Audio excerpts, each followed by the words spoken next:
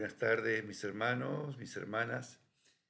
Vamos a reflexionar sobre este domingo de Pentecostés, que la Iglesia, la liturgia nos ofrece dos textos, uno de Hechos de los Apóstoles, capítulo 2 del 1 al 11, Hechos de los Apóstoles 2 del 1 al 11, y el Evangelio tomado de Juan 20, 19, 24. Juan 20, 19, 24.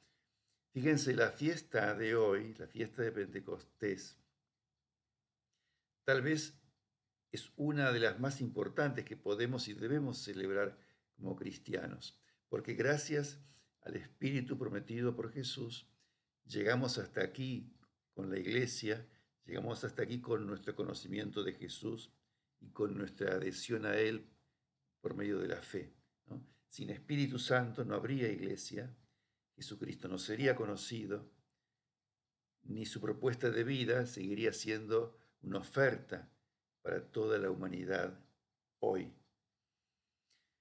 Por eso la primera lectura, que es de los Hechos de los Apóstoles, capítulo 2, ahí encontramos que Lucas, autor de los Hechos, nos narra ese momento en el que el Espíritu Santo desciende sobre los primeros discípulos que están orando en comunión con María, la Madre de Jesús. Y el Evangelio de este domingo, ahí escuchamos, meditamos sobre la venida del Espíritu Santo según Juan, según el Evangelio de Juan, capítulo 20.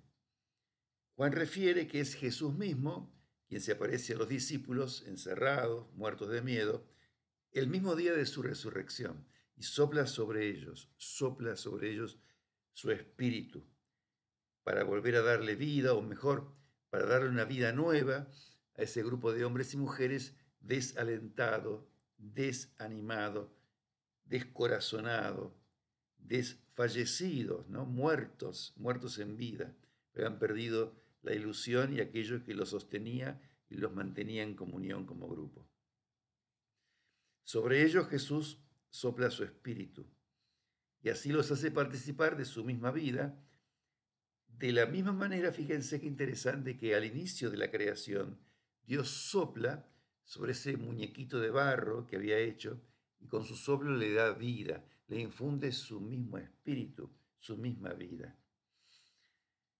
Está claro que sin espíritu no hay vida. El espíritu es como el aire que penetra nuestros pulmones. Fíjense, vivir es inhalar y exhalar, inhalar y exhalar. Y la muerte llega con la última exhalación.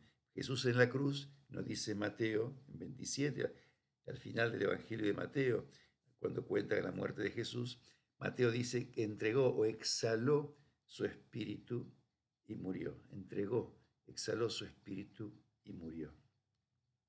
Fíjense que estos dos relatos de Pentecostés son muy diferentes, ¿no?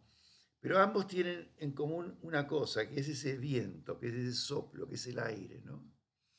Que llega así con más fuerza en Pentecostés, según Lucas, en Hechos, y llega como soplo de Jesús sobre los apóstoles en el Evangelio de Juan.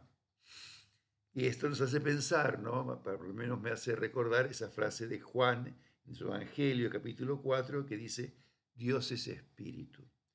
Dios es espíritu.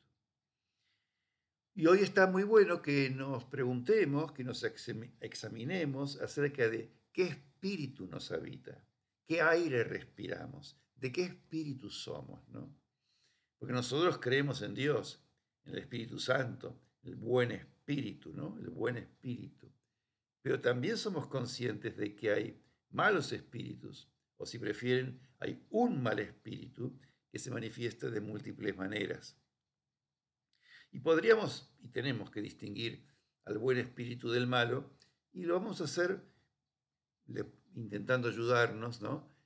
Viendo o mirando, contemplando el fruto de las acciones de uno y de otro.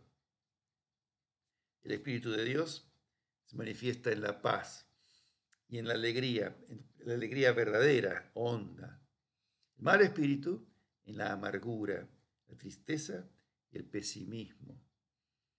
El Espíritu de Dios siempre está a favor de la vida, del dinamismo, de la fecundidad. La fortaleza es uno de sus dones. En cambio, el mal espíritu bajonea, desalienta, derrumba, desconsuela. Es el espíritu de la guerra, de la injusticia, de la muerte. El Espíritu de Dios siempre está a favor de la unidad, de la comunión, del compartir. Fomenta una unidad que no es uniformidad, que respeta y que se enriquece con lo diverso. Siempre incluye. El mal espíritu divide, enfrenta, siembra cizaña, genera sospecha, excluye, enemista. El Espíritu de Dios es espíritu de la verdad, de la transparencia, de la lealtad. El mal espíritu es, por naturaleza, mentiroso. No comunica good news, sino fake news. Desinforma y engaña, confunde, manipula. El Espíritu de Dios es un espíritu de solidaridad, de misericordia, de compasión, de fraternidad. El mal espíritu es interesado, mezquino, egocéntrico, es un espíritu individualista. El Espíritu de Dios es un espíritu comprometido con la justicia y el bien común y se preocupa por el bien de todos. El mal espíritu es un espíritu sembrador de miedo, de desconfianza, de desinterés por la suerte de los demás, centrado en los propios intereses. El Espíritu de Dios es humilde y manso, amable, pacífico, sencillo, benevolente, benévolo, cortés. El mal espíritu es agresivo, soberbio, vanidoso, grosero, prepotente. Es un espíritu violento. El espíritu de Dios es colaborativo y cooperativo, y el mal espíritu es competitivo y meritocrático. El espíritu de Dios libera, desata, desbloquea, respeta, sana. El mal espíritu, el espíritu del mal es opresor, esclaviza, ata y genera todo tipo de dependencias y adicciones. Hermanos, hermanas, desde luego que nadie está exento de sufrir las tentaciones del mal espíritu. Y fíjense, desde el principio, desde los primeros tiempos, el mal espíritu está intentando destruir la obra de Dios. El esfuerzo por dejarnos conducir por el buen espíritu es algo que nos exige estar atentos, vivir despiertos, ser conscientes. En cuanto nos descuidamos, se nos cuela en el corazón la violencia, la indiferencia, la naturalización de las mayores atrocidades, el sálvese quien pueda, bueno, por algo será.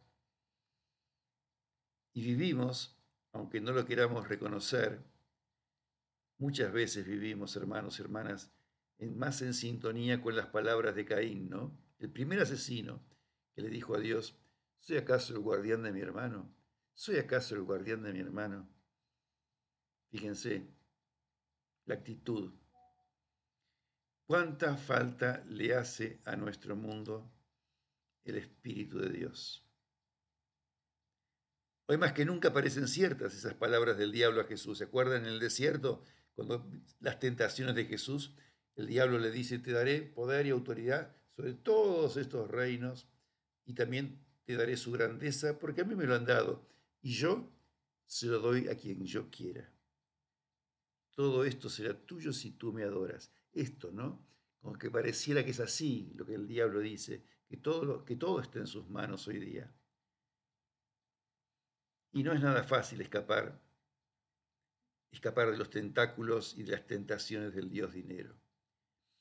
Y escapar de la desmedida oferta consumista de objetos, viajes, fiestas, pantallas. Tal vez sean las pantallas, ¿no? Hoy día, pensándolo un poco, la carnada más eficaz que emplea el mal espíritu para dominarnos, encandilarnos y abstraernos, dominarnos. Por eso, qué importante, hermanos, hermanas, en este Pentecostés, en este tiempo, pegar el grito, ¿no? Ven Espíritu Santo, ven Espíritu Santo.